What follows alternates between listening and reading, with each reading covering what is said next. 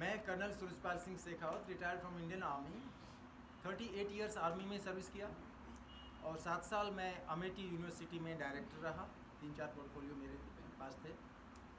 और साथ ही साथ अगर समाज से जुड़े हुए चीज़ों को देखें तो 1975 में दिल्ली में 11 मूर्ति के सामने आरएसएस जनसंघ का उस टाइम पे एक ऑफिस खुला था आरएसएस का और जनसंघ का, तो मैं उसी टाइम उसका मेंबर भी बना था। और मेरे दिल में ऐसी एक भावना थी कि समाज का भला अगर अपन कर सकते हैं करना चाहिए। आर्मी में जो कुछ मैंने काम किया वो आर्मी की चीज़ें हैं, अलग हैं। जो भी मैंने टीम ली उसको नेशनल लेवल तक पहुंचाया। मैं खुद भी नेशनल बॉक्सर रहा हूं, लेकिन वो सिविल में उतनी काम नहीं आ रही है, वो अलग बात है। लेकिन मैं समाज को देना चाहता हूँ वो चीज़ें। इंग्लिश लिटरेचर से मैंने ग्रेजुएशन किया है, एमबीए मैंने किया है, योगा में पीएचडी परस्यू कर रहा हूँ। और नेशनल योगा कंपटीशन जो योगा फेडरेशन का है उसमें 3rd प्लेस पे मैं रहा था राजस्थान में। योगा फेडरेशन में जयपुर योगा लीग के अंदर 2 बार गोल्ड मेडलिस्ट हूँ मैं, अभी 2 साल पहले ही, मतलब कोरोना से पहले। तो वो योगा का भी योगदान अगर कुछ है तो मैं यहाँ पे दे सकता हूँ। मेरे को श्रीमान महावीर सिंह जी नाथावत साहब ने अप्रोच करके और बताया कि अगर आप समाज के लिए यहाँ कुछ कर सकते हैं तो आप मोस्ट वेलकम। तो मैं बोला कि आप आदेश कीजिए, जो समाज के लिए हमारे पास कुछ है तो हम तो देने को आतुर हैं हमेशा। तो आपने मुझे फरमाया कि आप क्यों नहीं रोज़गार का जो डिपार्टमेंट है वो संभाल लें। तो इसमें कुछ एक चीज़ें हैं जिसके ऊपर अपन मनन कर सकते हैं और उस पर कार्य कर सकते हैं, उसको कार्य रूप में प्रैक्टिकल में परिणित कर सकते हैं। तो उसमें है जैसे फॉर एग्जांपल सिक्योरिटी एजेंसी हम एक खोल सकते हैं जिसमें अपने बच्चों को नौकरियां भी मिल सकती हैं और साथ ही साथ उससे अच्छे अच्छे जो इंस्टीट्यूशंस हैं वहाँ हम सप्लाई कर सकते हैं। प्लेसमेंट सेल है, प्लेसमेंट सेल अपन खोल सकते हैं, अच्छी कंपनी को यहाँ पे प्लेसमेंट के लिए बुला सकते हैं। स्कूल्स, कॉलेजेस, यूनिवर्सिटीज़ यहाँ जा कर के और उनसे हम ये आदान प्रदान कर सकते हैं कि हमारे पास इतने बच्चे ट्यूशन के लिए आते हैं या हमारे समाज के इतने बच्चे हैं जो कि आपके पास हम भेजेंगे, लेकिन हमें जो बदले में जो चाहिए वो चाहिए कि आप हर साल हमारे इतने बच्चे, वो में भी 10, 15, 5 जो भी है, हर यूनिवर्सिटी के लेवल और कैपेसिटी के अनुसार उससे कांटेक्ट किया जा सकता है। तो ये एक तरीका है।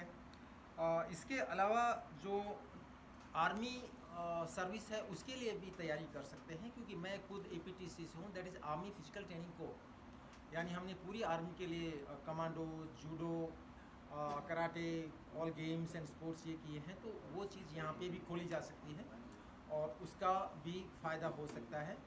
फिजिकल फिटनेस यहाँ पे हम करवा सकते हैं और साथ ही साथ अच्छे कोचिंग के लिए टीचर लगा सकते हैं जो मैथमेटिक्स के अच्छे टीचर हों, GK के अच्छे टीचर हों, और उसमें we can do wonders really. जो बच्चे हमारे पास आते हैं, ये मैं आज सबके सामने एक गारंटी देता हूँ, यानी अगर 100 बच्चे मेरे पास आते हैं तो उनमें ज़्यादा नहीं तो 90 तो फिट होंगे। 100 में से 90 बच्चे बिल्कुल फिट हो जाएंगे और जो मोटे हैं बिल्कुल ही जो नहीं कर सकते वो अलग बात है, क्योंकि ये काम ही हमारा हमेशा रहा है। दूसरा, मैं क्षत्रिय समाज के बारे में ये भी बोलना चाहूँगा कि हम लोग शुरू से ही इस देश को बचाते रहे हैं। वो सबको पता है कि 1000 साल तक बाकी देश 15 साल के अंदर इस्लामिक बन गए और अपने धर्म बदली कर लिया, लेकिन कोई बात है कि ये देश बदला नहीं है। चाहे वो कुशवाहा हैं, चाहे वो राठौर्स हैं, चाहे वो महाराणाज हैं, सब ने देश को बचाया है। इस्लाम धारण नहीं किया, इसलिए बाकी समाज भी बचा। अगली मेरी बात है कि हम सर्व समाज से मिलकर के चलें, सर्व समाज का उत्थान के लिए भी हम एक ध्यान में रखें कि हमारा उत्थान हो, सर्व समाज का भी हो। मैं शॉर्ट में कह रहा हूँ सभी बातें। अगली बात मैं ये कहना चाहूँगा कि जो बच्चियों की शादी होती है, लड़कियों की शादी होती है, एक बहुत बड़ा पैसा, बहुत बड़ा मनी हर राजपूत घर में आ सकता है जिसमें एक बच्ची भी है। वो इस तरीके से कि लड़के वाले दहेज ना लें। अगर मेरे 4 लड़के हैं और 1 लड़की है, मैं उस लड़की की शादी में इतना पैसा लगा दूंगा कि 4 लड़कों को पढ़ा नहीं पाऊंगा। ये बहुत ही बड़ी कुरीति है। मैंने मेरे 2-3 बेटे हैं, तीनों इंजीनियर हैं, सॉफ्टवेयर इंजीनियर। एक मर्चेंट नेवी में इंजीनियर है, बहू रानी है वो मेजर दीपिका राठौर, 2 बार माउंट एवरेस्ट किया है। तो वो है, यानी 3 बच्चों में 2 की शादी मैंने कर दी और मैंने एक पैसा अगले से उसका नहीं मांगा है। अभी अभी मैंने मेरे नंबर 2 बेटे की शादी की है हनुमानगढ़ में। तो वो उन्होंने बोला कि आपको जो कुछ ले आप 51 लाख लीजिए, गाड़ी लीजिए, जो आपको ओडी गाड़ी चाहिए। मैंने बोला कि ये बात आप हुक्म करना ही मत, और अगर ये बात की तो ये घर आपके लिए नहीं। बहुत बार बोला, आखिरी तक बोला, लेकिन हाथ जोड़ के हमें रुपया, नारियल और बच्ची चाहिए और कुछ नहीं चाहिए।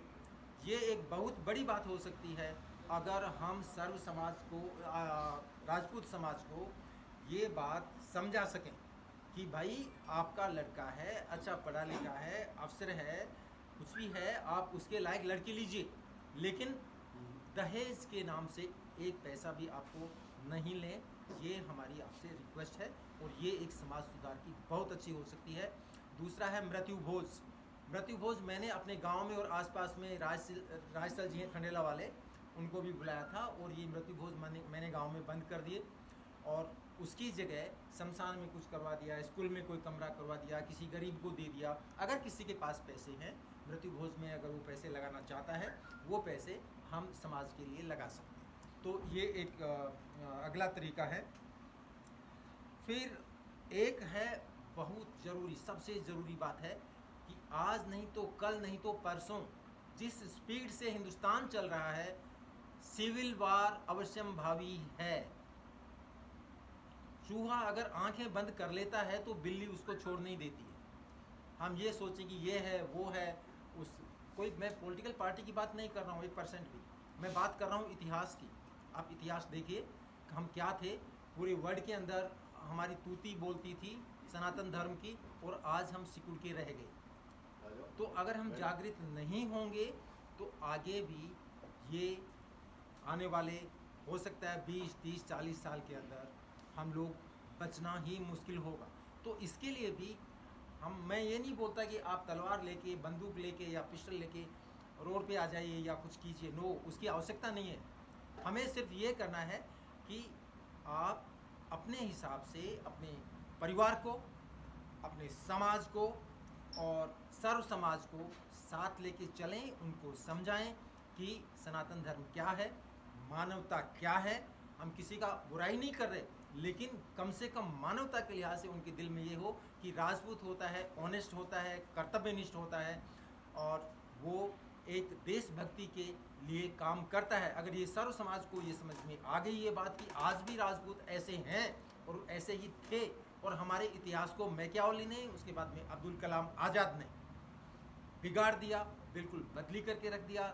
न कोई राजपूत कभी भी कोई राजपूत नहीं हारा। हो सकता है एक आधे युद्ध में कभी हमारी सेना कम पड़ गई तो वो अलग बात है, लेकिन हमेशा ये दिखाया गया कि मुगलों ने राजपूतों को जीता, मुगलों ने राज किया, मुसलमानों ने राज किया। अगर राज किया तो भाई इस्लाम मुसलमान क्यों नहीं बना दिया? ऐसा तो हुआ नहीं। बहुत कम लोग हैं जो ऐसे बने, वो भी छुप करके, या ऐसे राजस्थान में एक भी मंदिर क्यों नहीं वो तोड़ पाए? क्या कारण था इसका? क्योंकि यहाँ हम लोगों ने बचा के रखा, और हमारे महाराणाओं की, हमारे कछाओं की, कुशवाहों की, ये पूरे हिंदुस्तान में राज था। सिर्फ मुगल्स ने राज किया वो 151 साल किया, यानी वो अकबर से, बाबर से लेकर के और बहादुर शाह तक 151 वर्ष होते हैं। तो वो अपन इतिहास देख सकते हैं। इस प्रकार मैं यही कहना चाहता हूँ कि अभी जो राजपूत सभा प्रेजेंट में है, और एक आदर्श राजपूत, नहीं मैं किसी की बुराई नहीं कर रहा हूँ, एक आदर्श राजपूत सभा है अभी जो हम बना रहे हैं, और इसमें हमारा लक्ष्य है कि भाई 1 लाख से ऊपर जाएं, जितने ज़्यादा से ज़्यादा लोग जुड़ सकें। हम ये नहीं बोल रहे कि पुरानी राजपूत सभा ये कर रही, वो कर रही, या बुरी है या अच्छी है, उससे मतलब नहीं। वो आए, हमारे साथ मिलकर काम करें, कोई दिक्कत नहीं है हमें, ठीक है। वो अलग बात है कि भाई जैसे वो उनके अंदर ट्रांसपेरेंसी नहीं है, सब बोल रहे हैं, मैं नहीं बोल रहा, सब बोल रहे हैं, मैं तो सुनी हुई बातें बोल रहा हूँ कि ट्रांसपेरेंसी नहीं है, बिल्डिंग्स बन जाती हैं, क्यों बनती हैं, इतनी बिल्डिंग बन रही है, फालतू बन रही हैं, कोई स्टेडियम नहीं बन रहा भवानी निकेतन में, लेकिन बिल्डिंग दनादन बन रही है, क्यों बन रही है, ठेकेदारों के साथ में क्या हो रहा है, मेरे को नहीं पता है। क्या हो रहा है, लेकिन लोग बोलते हैं या कोई छात्रावास बन गया, भाई ये बन गया है, कुछ हुआ नहीं, इतना बड़ा क्यों बनाया, इतने पैसे क्यों लगाए, कई करोड़ रुपए इसमें क्यों लगाए। तो अभी क्यों लगाए उसका कोई आंसर तो वो जो करवाया है वो जाने, लेकिन उसका उतना उपयोग दिख नहीं रहा है, ये ऐसा लग रहा है। मैं भगवान से प्रार्थना करता हूँ कि उसका उपयोग वैसा हो और वो लोग भी हमारे साथ मिलके भी काम करें। चाहिए तो हम तो उनको भी, उनके साथ भी मिल जाएंगे, वो बोलें ये काम करो हम तो करेंगे।